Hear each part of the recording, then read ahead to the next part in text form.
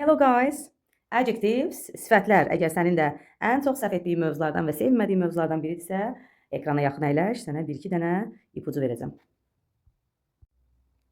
Yadında saxla, sifətdən sonra gələn feil mütləq to'lu işlənər. She was happy to help. It is strange to wear. It is difficult to invent. Yəni, sifətdən sonra gələn feillər to infinitivli feillər olur. Yadda saxla. İdi yoxsa ing. I am bored. My job is boring. Əgər sifət insana aiddirsə idi, bir cansız əşyaya və yaxud da insanın hiss elətdirdiyi bir şeyə aiddirsə, ingli sifət işlənir. Tom is confused. Tom çaşbaş qalıb. Questions are confusing. Suallar çaşbaşdır. She is interested in music. O musiqi ilə maraqlanır. The book is interesting. Kitab maraqlıdır. Yəni əşyaya aiddirsə ingli sifət, bir insana aiddirsə idli sifət işlənir.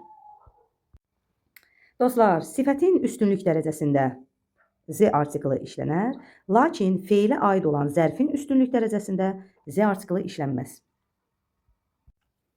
Sifət to'dan sonra enough'dan əvvəl gələr.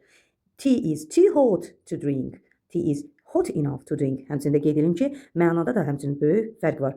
Too hot to drink. Həddən artıq istidir içmək üçün. Negativ məna var. Yəni bu çay içmək üçün həddən artıq istidir. Yəni bunu içməyin. Amma tea is hot enough to drink. Bu çayı içmək olar, kifayət qədər istidir deməkdir.